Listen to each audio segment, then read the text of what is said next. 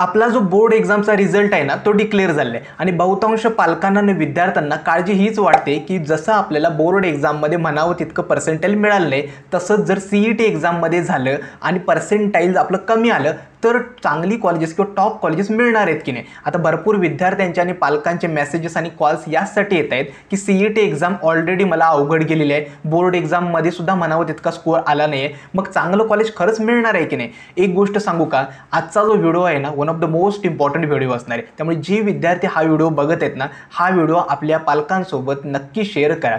आजच्या या व्हिडिओमध्ये मी सिंपल 5 स्ट्रॅटेजीज तुम्हाला सांगितल्यात जेणेकरून तुमचा जरी स्कोअर 50 मार्क्स टू 100 मार्क्सच्या दरम्यान जरी आला, म्हणजे स्कोअर जरी लो आला 50 टू 100 मार्क्स, त्यावरती सुद्धा तुम्हाला चांगली कॉलेजेस मिळू शकतात, हे मी आजच्या या व्हिडिओमध्ये सांगणार आहे. त्यामुळे आजचा जो व्हिडिओ आहे तो एंडिंगपर्यंत नक्की बघा, चॅनलला लाईक करा, शेअर करा आणि सबस्क्राईब देखील करा. आता व्हिडिओला सुरुवात करण्याआधी 2-3 गोष्टी तुम्हाला सांगायच्या आहेत. काय? एक म्हणजे आता जी काउन्सिलिंग प्रोसेस आहे ना ती स्टार्ट होते आणि काउन्सिलिंग प्रोसेस आहे ना one of the most important process असते. का? कारण का तुमचा रिझल्ट काही असू देत, त्या रिझल्टवरून चांगलं महाराष्ट्रातलं कॉलेज शोधणं हे मोस्ट इम्पॉर्टंट असतं. मग अशा सिच्युएशनमध्ये एकतर कुणालाही बाळांनो ब्लाइंडली फॉलो करू नका. आता निम्मे जे म्हणजे निम्म्याहून जास्त जे मेसेजेस मला रिसीव्ह होतात ना की या ठिकाणाहून मला कॉल्स येतात या कॉलेजवरून की आम्ही तुम्हाला डायरेक्ट ॲडमिशन देतोय, काउन्सिलिंग करतो म्हणतात, किंवा या मोठ्या टॉप कॉलेजमध्ये ॲडमिशन देतो, असे भरपूर कॉल्स वगैरे तुम्हाला येतील. स्वतः म्हणजे कुणावरती ब्लाइंडली तुम्ही विश्वास ठेवू नका की यांच्याकडून आपल्याला डायरेक्ट ॲडमिशन मिळेल. कारण का या कॅप प्रोसेसमध्ये ना आता हे काउन्सिलर्स वगैरे बघतोय ना, एक तर होतं असं की सगळ्या मुलांना एकच कॉलेजची लिस्ट बनवली जाते पुण्याची आणि तीच त्यांना देऊन टाकली जाते आणि सांगतात की ती जी कॉलेजेस तुम्हाला हवी ती ठेवा, नको ती डिलीट करा. किंवा एकतर त्यांचं कसं असतं व्हॉट्सॲप सपोर्ट वगैरे प्रोव्हाइड करतात. ज्यावेळी काउन्सिलर्स वगैरे चूज करताय ना त्यावेळी काळजी घ्या, त्यांच्याशी आधी बोलून बघा की तुम्हाला ते व्हॉट्सॲप सपोर्ट देतात की कॉल सपोर्ट. कारण का CET एक्झाममध्ये पुढच्या 2 महिन्यामध्ये प्रत्येक स्टेजला तुम्हाला डाऊट येणार आहे. मग अशा सिच्युएशनला तो डाऊट क्लिअर करण्यासाठी कुणीतरी तुमचा कॉल रिसीव्ह करणार हवं आहे. जर तुम्ही व्हॉट्सॲप सपोर्टवरती त्यांच्या मेसेजेसचे सीन केले का, रिप्लाय कधी येणार याचीच वाट बघत बसला तर इकडून तुमच्या सीट्सला किंवा ऑप्शन फॉर्ममध्ये काहीतरी एरर्स येऊ शकतात. त्यामुळे काउन्सिलर्स निवडताना किंवा जेथून तुम्ही काउन्सिलिंग वगैरे घेताय ना बाळांनो काळजी घ्या की तुमचे पैसे कुठे वाया जाऊ नयेत. तुम्हाला व्यवस्थित प्रत्येक स्टेजला तुमचे डाऊट्स क्लिअर होत आहेत की नाही, तुम्हाला कॉल सपोर्ट वगैरे प्रोव्हाइड होतोय की नाही याची काळजी घ्या. आणखीन एक इम्पॉर्टंट गोष्ट म्हणजे काय, या काउन्सिलिंग प्रोसेसमध्ये विद्यार्थ्यांनी आणि पालकांनी दोघांनीही व्यवस्थित एकमेकांना समजून घेतले. पालकांनी मुलांना यासाठी समजून घेतलं पाहिजे की आपल्या मुलाचा जो स्कोर येणार आहे भलेही तो कमी येऊ देत अगर चांगला येऊ देत, तो स्कोर पहिली गोष्ट ॲक्सेप्ट करणं आणि त्या स्कोरवरून चांगलं कॉलेज कसं फाइंड करता येईल याच्यासाठी प्रयत्न करतात. आणि मुलांनी पालकांना समजून घेणे यासाठी की आपले पेरेंट्स फक्त आपल्यासाठी चांगलं कॉलेज मिळवण्यासाठी धडपडत आहेत. ठीक आहे, त्यामुळे आपल्या मित्राने एका कॉलेजमध्ये इतकं डोनेशन भरून ॲडमिशन घेतलं त्यामुळे मला सुद्धा डोनेशन भरून त्याच कॉलेजमध्ये ॲडमिशन हवंय असा हट्टहास आपल्या पालकांकडे करू नका. किंवा याच कॉलेजमध्ये ॲडमिशन हवंय यासाठी सुद्धा हट्ट करू नका. कारण का प्रत्येक पेरेंट्सची जी परिस्थिती आहे ती मिडल क्लास लेवलचीच आहेत. आता मोस्टली माझे जे व्ह्युअर्स वगैरे आहेत ना ते मिडल क्लास बॅकग्राऊंडमधूनच येतात. 10 लाख 15 लाख इतकं डोनेशन बाळांनो तुमचे पेरेंट्स अफोर्ड करू शकतात का याचा विचार पहिल्यांदा तर करा. आपले 4 वर्षाची इंजिनिअरिंगची फीज, राहण्याचा, हॉस्टेलचा खर्च, हा सगळा खर्च आपल्या पालकांना करायचा आहे. त्यामुळे याची काळजी आपल्या पालकांना असते बाळांनो. त्यामुळे या दोन्ही गोष्टींना म्हणजे पेरेंट्सनी आणि मुलांनी दोघांनी एकमेकांना समजून घेऊन पुढची जी कॅप प्रोसेस आहे त्यामध्ये एंटर करायचं आहे. तर व्हिडिओला सुरुवात करतोय तर पहिली इम्पॉर्टंट गोष्ट व्हॉट्सॲप ग्रुपचे डिस्क्रिप्शन बॉक्समध्ये लिंक देतोय, त्याला नक्की जॉईन व्हा कारण का पूर्ण ॲडमिशन रिलेटेड अपडेट्स त्याच्यावरती मिळतील. आणि सेकंड आहे ते म्हणजे चॅनलला सबस्क्राईब करा कारण का पूर्ण तुमची काउन्सिलिंग प्रोसेस आहे ना त्यामध्ये सगळा कंटेंट या चॅनलवरती अपलोड होणार आहे. तर सुरुवात करूया आजच्या नवीन व्हिडिओला.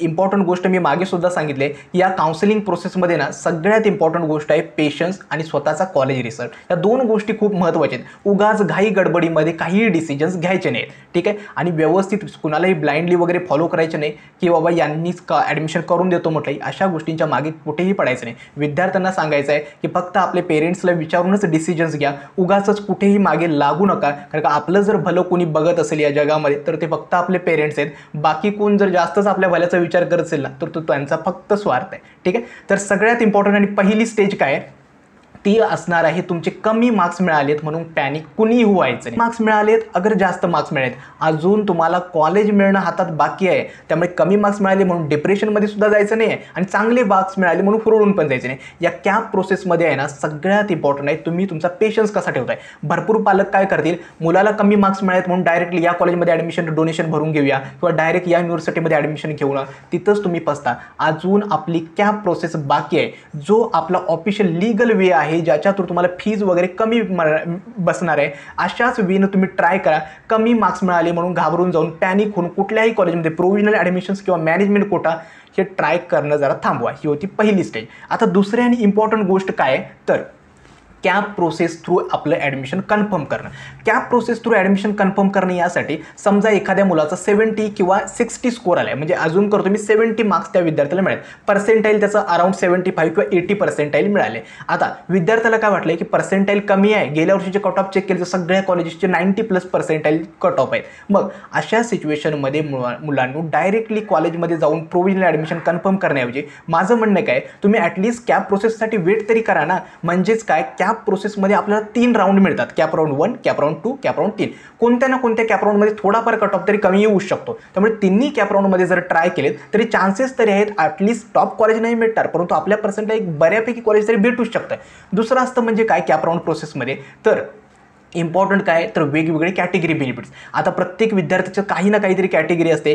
तुमची रिझर्वेशन कॅटेगरी आहे, लेडीजसाठी लेडीज रिझर्वेशन आहे, होम युनिव्हर्सिटीच्या सीट्स आहेत, मायनॉरिटीसाठी मायनॉरिटीच्या सीट्स आहेत. मग अशी जी रिझर्वेशन्स आहेत हे आपल्याला कुठून मिळतात तर कॅप राऊंडच्या प्रोसेसमधून मिळतात. मग त्यासाठी बाळांनो तुम्ही कॅप राऊंड प्रोसेस व्यवस्थित हँडल करणं गरजेचं आहे. एक जरी चूक तुमच्या हातून झाली तर तुमच्या पर्सेंटेजला जे चांगलं कॉलेज मिळणार आहे ते मे बी मिस होऊ शकतं. आणि या कॅप राऊंड प्रोसेसमध्ये ना इम्पॉर्टंट गोष्ट आहे तुमच्या कॉलेज लिस्टचा सिक्वेन्स कसा मेंटेन करणं. आता मी एक नक्की व्हिडिओ बनवले की कॉलेज लिस्ट वगैरे कशी बनवायची. कॉलेज लिस्टचा सिक्वेन्स व्यवस्थित ठेवणं खूप इम्पॉर्टंट आहे. आता लिटरली लास्ट इयर आमच्या काउन्सिलिंगचे कित्येक विद्यार्थी असे आहेत ना कॉलेजच्या लिस्टमध्ये व्यवस्थित सिक्वेन्स मेंटेन केला, त्यांच्या कॅटेगरी बेनिफिट्स भेटले आणि बऱ्यापैकी चांगली कॉलेजेससुद्धा भेटली. त्यामुळे कॅप राऊंडची जी प्रोसेस आहे ती व्यवस्थित सगळ्या मुलांनी मॅनेज करायची आहे. कुणावरही ब्लाइंडली विश्वास ठेवायचा नाही. ही होती दुसरी स्टेज.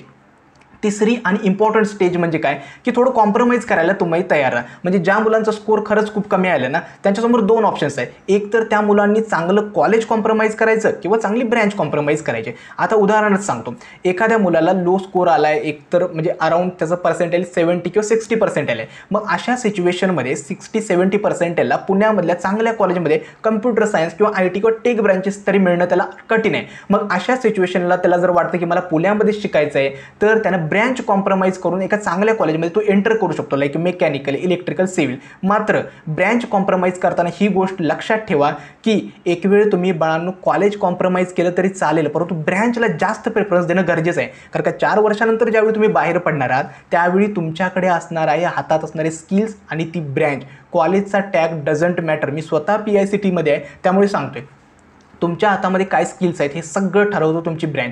त्यामुळे ट्राय करा की ब्रँच थोडी जरा जास्त प्रायोरिटी द्या. आता एखाद्या विद्यार्थ्याला भरपूरच कमी पर्सेंटाईल मिळेल, मग अशा मुलांसाठी मी काय सजेस्ट करतो की तुम्ही इतक्या लांबून म्हणजे महाराष्ट्रातल्या कानाकोपऱ्यातून पुण्या मुंबईसारख्या ठिकाणी येऊन इतके पैसे खर्च करून एका लो कॉलेजमध्ये शिकण्याऐवजी तुमच्या गावाजवळच्या आसपास एखादे चांगलं कॉलेज, तुमच्या डिस्ट्रिक्टमधलं एखादं चांगलं कॉलेज असेल अशा ठिकाणी जरी ॲडमिशन घेतलात ना तरी चालतील. त्यामुळे तिसरी स्टेज आहे की काहीतरी बाळांनो तुम्हाला कॉम्प्रोमाइज करावी लागणार, कॉलेज किंवा ब्रँच. ही होती तिसरी स्टेज. आता चौथी आणि चौथी इम्पॉर्टंट स्टेज काय की डायरेक्ट ॲडमिशन्स पण आपल्याला भेटतं. म्हणजेच काय, एखाद्या वेळी आपला स्कोअर जर कमी आला आणि वाटतं की मला पुण्यामध्येच व्यवस्थित शिकायचं आहे, ठीक आहे, कम्प्युटर सायन्सच हवं आहे आणि पैसे थोडेफार भरण्याची सुद्धा तयारी आहे. मग पुण्यामध्ये ना भरपूर युनिव्हर्सिटीज पण आहेत, लाईक आता DY पाटील इंटरनॅशनल युनिव्हर्सिटी आहे, त्यानंतर विश्वकर्मा युनिव्हर्सिटी आहे, JSPM युनिव्हर्सिटी आहे, अजिंक्य DY पाटील युनिव्हर्सिटी आहे लोहेगावची, त्यानंतर अजून आहेत MIT WPU आहे. त्यामुळे भरपूर युनिव्हर्सिटी आहेत ज्याच्यामध्ये काय करायचं असतं तर ते डायरेक्ट ॲडमिशन देतात. CETच्या कॅप प्रोसेसचा आणि यांचा काही संबंध नाही. त्यांच्या वेबसाईटवरती जायचं, आपला CETचा स्कोर वगैरे सगळा एंटर करायचा, JEE मेन्सचा स्कोर एंटर करायचा आणि ॲप्लिकेशनची त्यांची फीस भरून ते ॲप्लिकेशन सबमिट करायचं. जर ते त्यांच्या मेरिटमध्ये जर बसलं तर ते तुम्हाला ब्रँच ऑफर करतात किंवा छोटीशी एक टेस्ट वगैरे घेशील, नॉर्मल असतात ते, कारण का सगळ्या मुलांना जनरली या युनिव्हर्सिटीमध्ये ॲडमिशन्स भेटतात. त्यामुळे जर काही प्रॉब्लेम वगैरे झाला, कमी स्कोर आला तर हा एक ऑप्शन आहे. मात्र फीज असते ना या युनिव्हर्सिटीची थोडी जास्त असते, 3 ते 3.5 लाख रुपये वर्षाला. आता शेवटचा आणि इम्पॉर्टंट पॉईंट म्हणजे काय, तर स्पॉट ॲडमिशन्स आणि इन्स्टिट्यूट लेवल सीट्स. आता स्पॉट ॲडमिशन्स आणि इन्स्टिट्यूट लेवल सीट एक सेपरेट व्हिडिओ बनवतो, खूप डिटेलमध्ये होऊ शकतो. होतं असं की आपले तिन्ही कॅप राऊंड झाल्यानंतर भरपूर कॉलेजेसमध्ये ना वॅकन्सी सीट्स असतात. म्हणजेच काय, महाराष्ट्रामध्ये इतकी गल्लोगल्ली इंजिनिअरिंग कॉलेजेस झालेत ना की सीट्स भरायला सुद्धा तयार नाहीत. मग भलेही कॉम्पिटिशन इंजिनिअरिंगमध्ये कितीही असू द्यात, तरीसुद्धा इंजिनिअरिंग कॉलेजच्या ज्या सीट्स आहेत ते भरपूर वॅकंट राहतात. मग कॉलेज काय करतं, त्या सीट्स भरण्यासाठी ना एक अजून राऊंड कंडक्ट करतं, स्पॉट राऊंड. आणि इन्स्टिट्यूट लेवल सीट्स असतात त्या मोस्टली टॉप कॉलेजेससाठीच असतात. तर स्पॉट राऊंडमध्ये काय करायचं असतं, त्या वॅकन्सी सीटसाठी आपण त्यावेळी त्या राऊंड दिवशी प्रेझेंट राहायचं. ते एकेकाला बोलवतात आणि सांगतात की आमची इथे इतकी वॅकन्सी आहे, तुम्हाला एखादी सीट हवी आहे का. जर आपल्याला ती सीट हवी असेल तर इन्स्टंटली तेव्हाच्या तेव्हा टोटल फीज भरायची असते आणि ती सीट ॲक्सेप्ट करायची असते. स्पॉट राऊंडमध्ये टॉप कॉलेजेसचे 1 ते 2% कमी येऊ शकतात आणि जी टियर 2 आणि टियर 3ची कॉलेजेस आहेत यांच्यामध्ये स्पॉट राऊंडचे जे कट ऑफ आहेत अराउंड 5 ते 10% सुद्धा कमी होतं.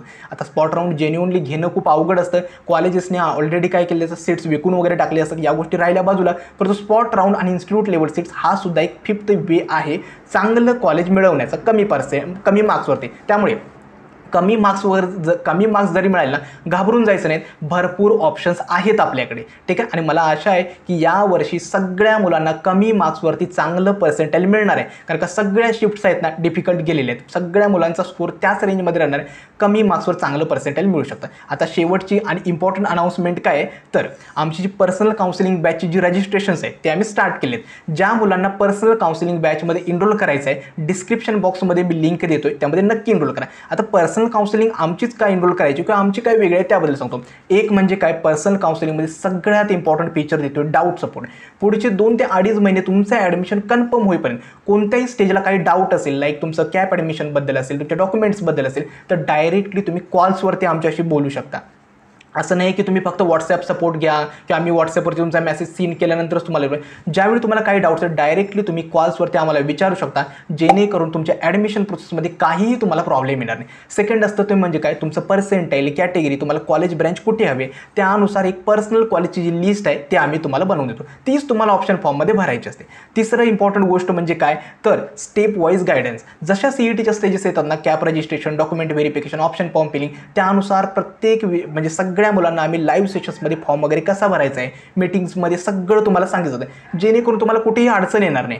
चौथी इम्पॉर्टंट गोष्ट असतं म्हणजे स्पॉट राऊंड आणि इन्स्टिट्यूट लेवल सीट्स. सगळे कोणत्या कॉलेजमध्ये स्पॉट राऊंड स्टार्ट झाले आहेत, इन्स्टिट्यूट लेवल सीट्स ज्या आहेत ना तर कोणत्या कॉलेजमध्ये ओपन आहेत, याबद्दल तुम्हाला गायडन्स केला जातो. त्यांचा स्पॉट राऊंड कुठला अटेंड करायचा आहे याबद्दल माहिती देते. आणि शेवटची आणि इम्पॉर्टंट स्टेज काय असते, तर फर्स्ट इयर इंजिनिअरिंग गायडन्स. फक्त तुमचं ॲडमिशन झालं म्हणजे आमची जबाबदारी संपत नाही. ज्यावेळी तुम्ही फर्स्ट इयर इंजिनिअरिंगमध्ये जाता त्यावेळी तुम्ही नवीन असतात कोडिंगसाठी, कॉलेजच्या युनिव्हर्सिटी एक्झामसाठी, CGPAसाठी, सब्जेक्टसाठी, त्यामुळे तुम्हाला थोडं माहिती असणं गरजेचं आहे. यासाठी आम्ही काय करतो, फर्स्ट इयर इंजिनिअरिंगमध्ये गेल्यानंतर तुमचे सेशन्स घेतो, जेणेकरून तुम्हाला कोडिंग रिलेटेड थोडी माहिती द्यावी, तुम्हाला फर्स्ट इयरपासून प्लेसमेंटची तयारी कशी करायची याबद्दल रिलेटेड माहिती द्यावी. त्यामुळे या सगळ्या गोष्टी आम्ही काउन्सिलिंगमध्ये कव्हर करतो. ज्या मुलांना इनरोल करायचं नाही नक्की इनरोल करा. एक गोष्ट आहे, तुमच्या पर्सेंटाईलला जे बेस्ट कॉलेज असेल ते मिळवून देण्यासाठी एक बेस्ट काउन्सिलिंग आम्ही लॉन्च केले आहे. त्यामुळे इनरोल करायचं असेल ना नक्की इनरोल करा. आय होप तुम्हाला आजचा हा व्हिडिओ समजला असेल. अजून कोणत्या टॉपिकवरती नवीन व्हिडिओ असेल ते देखील मला सांगा. आजचा हा व्हिडिओ मी इथेच थांबवतो. धन्यवाद.